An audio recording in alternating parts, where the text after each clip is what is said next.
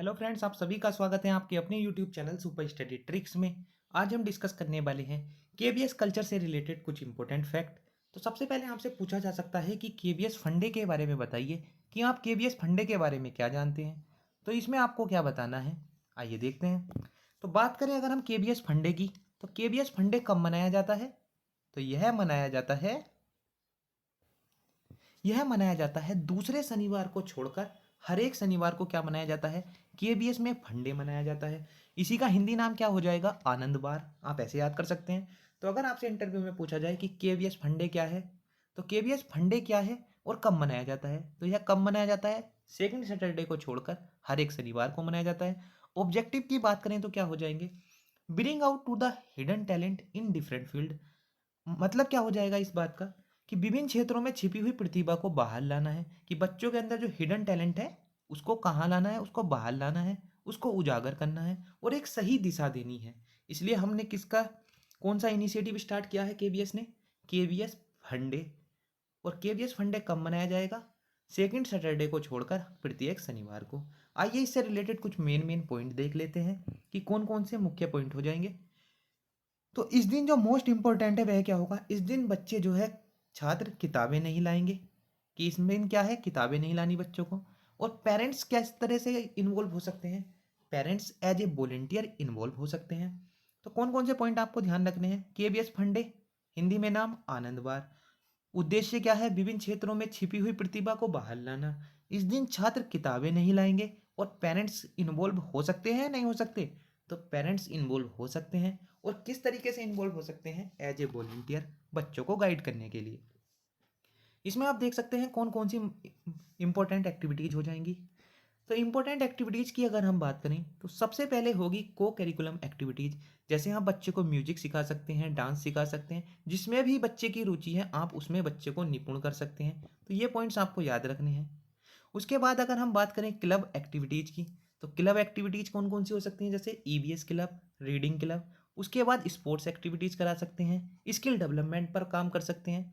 तो ये हो जाएंगे केबीएस फंडे के कुछ इंपॉर्टेंट फैक्ट जिसके बारे में आपको पता होना चाहिए।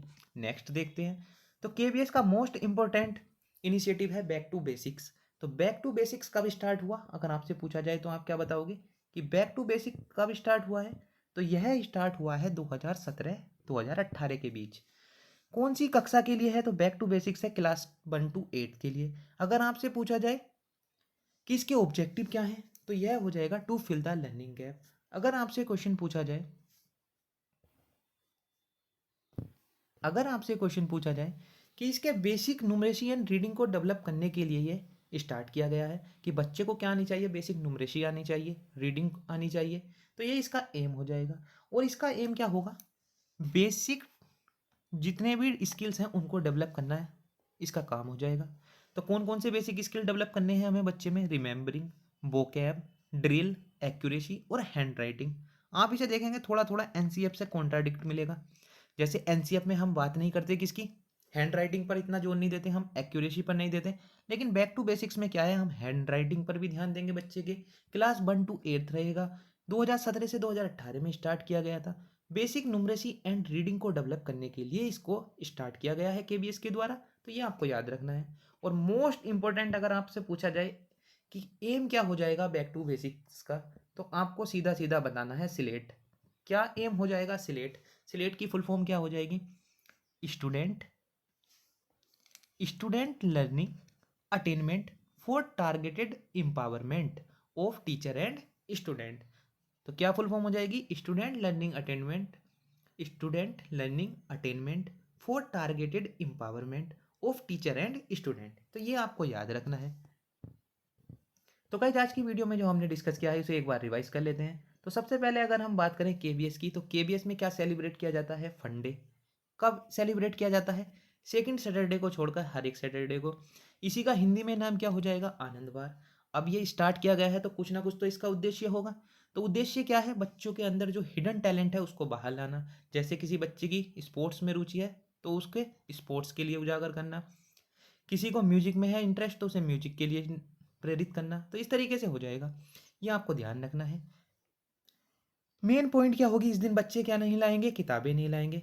तो पेरेंट्स इन्वॉल्व हो सकते हैं या नहीं, तो ये पेरेंट्स इन्वॉल्व हो सकते हैं, ये आपको ध्यान रखना है। तो गाइज आज आपको कमेंट बॉक्स में बताना है कि केवीएस का 50वां केवीएस को 50 वर्ष कब पूरे हुए, जब इसकी जयंती मनाई गई है, ये 50 वर्ष वाली, यह किस वर्ष मनाई गई है, ये आपको बताना है। और केवीएस का स्थापना दिवस कब मनाया जाता है, इसका आंसर आपको कमेंट बॉक्स में देना है। नेक्स्ट देखते हैं कौन कौन सी एक्टिविटीज कराई जाती हैं फंडे में। को करिकुलम एक्टिविटीज कराई जाती हैं, क्लब एक्टिविटीज कराई जाती हैं, स्पोर्ट्स पर ध्यान दिया जाता है, स्किल डेवलपमेंट पर ध्यान दिया जाता है। नंबर 2 पर आ जाते हैं बैक टू बेसिक्स पर। बैक टू बेसिक्स कब स्टार्ट किया गया है, 2017 से 2018 में, क्लास 1 से 8th के लिए किया गया है।